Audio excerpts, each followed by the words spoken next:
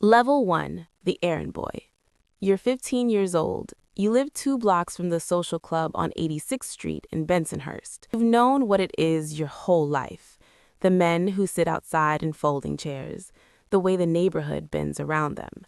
Your father drives a city bus. Your mother works the register at a grocery on 18th Avenue. They work every day and they're still nothing. These men do nothing visible and have everything.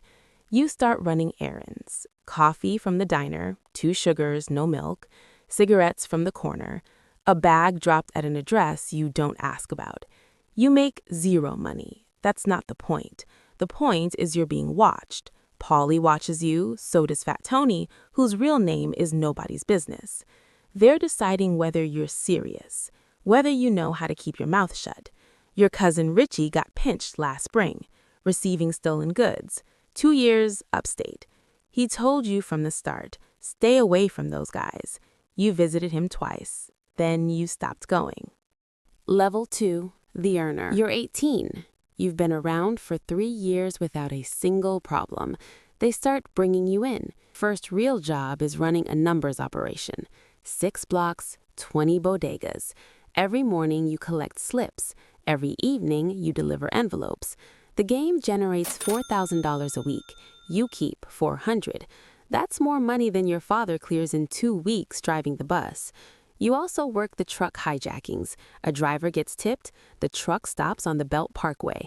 You and 2 others unload it in 11 minutes. Electronics, cigarettes, once an entire truck of Levi's. The warehouse in Canarsie takes everything.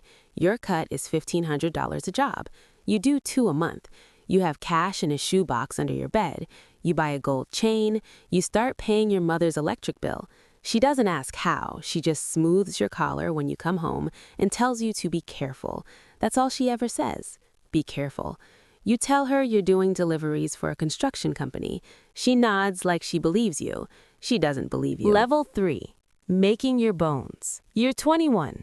Paulie calls you to the club one Tuesday afternoon. He doesn't look at you when he talks. He's watching the street. There's a man, a bookie operating in the neighborhood who isn't kicking up to the family. He's been warned twice. Now he needs to understand that the warnings are over. You understand what Paulie is telling you. You've understood for a long time this day would come. If you say no, you're finished. If you walk out that door and don't do it, you disappear from this life, and you're lucky if disappear only means disappear. You drive to the man's apartment building in Flatbush. You wait in the car for 4 hours. He comes home carrying a paper bag, lined with the handles. Groceries. He's humming something. You get out of the car. You walk up behind him at the stoop. It's over in 5 seconds. You drive back to Brooklyn. You park the car. You sit in it for 20 minutes. Your hands aren't shaking. That's what surprises you. You expected them to shake. They don't. You go home. You eat the dinner your mother left on the stove. You watch television. This is your life now. Level 4, the soldier. You're 24. You've been made. The ceremony happens in a back room at a private club in Howard Beach. 6 capos present.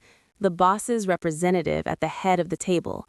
He pricks your finger. He burns a card, a saint's card, in your cupped hands. You repeat the oath while the flame dies against your palm. You are now a soldier in the Gambino family, a made man. You can't be touched by anyone outside the family without consequences. That protection is real. You feel it immediately in how people talk to you. A civilian who owes you money now pays. A rival wise guy who was giving you trouble suddenly goes quiet. You run your own small crew now. 3 guys beneath you. You're generating $8,000 a week between the numbers, the trucks, and a loan shark book you inherited from a soldier who got 20 years in federal court. You kick up $2,500 to your capo. You keep the rest. You have an apartment in Bay Ridge. You have a girlfriend named Donna who thinks you're in construction management. You have respect. You also have a wire on your phone that you don't know about yet. Level 5, the capo. You're 31. Your capo, Sal, drops dead of a heart attack on a Tuesday in February. Nobody's surprised. He was 300 pounds and smoked 3 packs a day. The boss calls you in. The crew is yours. You're a capo now. You run 15 soldiers. Your weekly envelope to the administration, the boss, underboss, and consigliere is $25,000. Your crew generates triple that. You keep the difference. You're clearing $200,000 a year after kick-ups. You have a house in Staten Island. You have a second apartment in Florida. Your girlfriend is now your wife. She thinks you run a concrete company. You do, actually. It's a real business that also happens to clean money at remarkable efficiency. You attend construction industry meetings. You wear a suit to them. You shake hands with city officials.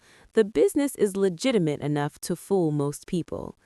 Your job as capo is management. A soldier in your crew gets arrested for assault.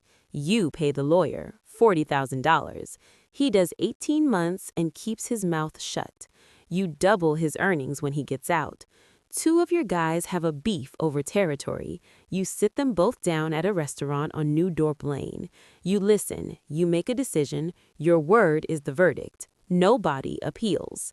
The FBI has a surveillance photo of you entering the club. They know what you are. You're in a file somewhere labeled Organized Crime Associate, Maid Member, Capo. You know you're in the file. You just don't know how thick it's gotten. Level 6. The Underboss. Year 41. The Underboss, Carmine, gets indicted. RICO. The charges are 40 years' worth of crimes laid end to end like rail tracks. He's done. The boss calls you in. The conversation lasts 11 minutes. You're the underboss now. You run the family's day-to-day operations. The boss sets direction. You execute it. You manage 7 capos. You mediate disputes before they become wars. You coordinate the family's relationships with the other 4 New York families. You negotiate with the Lucchese's over a construction contract. You settle a beef with the Genoveses over a sports betting territory in the Bronx. You're the one who gets called at 2 a.m. when something goes wrong. Your income is irrelevant now. It's just numbers. The money launders through 3 businesses: a trucking company, a restaurant supply business, and a commercial real estate portfolio in New Jersey. Your accountant handles it. You trust your accountant because you have a photograph of your accountant at a hotel in Atlantic City with a woman who is not his wife. Trust is a tool in this life. You never use it without leverage. The FBI task force assigned to the Gambino family has 14 agents. You know this because one of them used to be a cop in Brooklyn and his brother-in-law owes you money. The Bureau is building something. You can feel it the way you can feel weather before it breaks.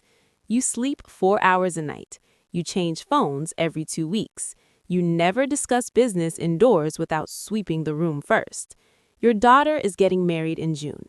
You won't be able to sit at the head table. Too exposed. You'll stand in the back for 20 minutes and then leave. She cried when you told her. You stood there and took it. Level 7. The Boss. You're 49. The boss, Don Vincent, dies of cancer. He had it for 2 years and told nobody except his priest. The family votes. You're the boss. This happens in a room with 9 other men. No ceremony this time, just nods. You are now the most powerful man in the room and the most wanted man in 3 federal jurisdictions. You move once a month, different house each time. You meet in parking lots and construction sites.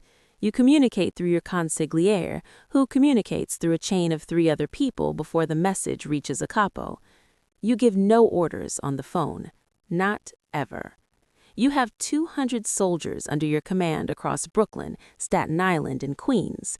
The family's annual revenue is $80 million. That number passes through your ledger and disappears into legitimate businesses before it surfaces again as clean profit. You meet with the bosses of the other families twice a year in a location nobody discusses in advance. You divide New York like it's always been divided. You make peace where peace makes money. You make war only when war is unavoidable. You think about Gotti sometimes, how he loved the cameras, how he wanted them to know his name. You look at what that got him. You have made yourself invisible. You are a ghost story that federal prosecutors tell each other in conference rooms. And still, the walls are moving closer. You have a consigliere who has been cooperating with the FBI for 6 months. You don't know this yet, but you will. Level 8, the RICO. You're 53. It happens on a Wednesday at 6:15 in the morning. 42 federal agents, 2 SWAT units, and a camera crew from the FBI's media liaison. They arrest you in the driveway of a house in Tottenville. You're in a bathrobe. They put you on the news in a bathrobe. The indictment is 94 pages. RICO statute, murder, conspiracy to commit murder, extortion, money laundering, labor racketeering, tax evasion. The charges cover 28 years. They have recordings from 14 wiretaps and testimony from your consigliere, who has been a federal witness since the previous fall. At trial, they play 400 hours of tape. Your own voice, in your own words, on loop for 6 weeks. The jury is out for 3 days. Guilty on all counts. The judge sentences you to life plus 40 years. No parole.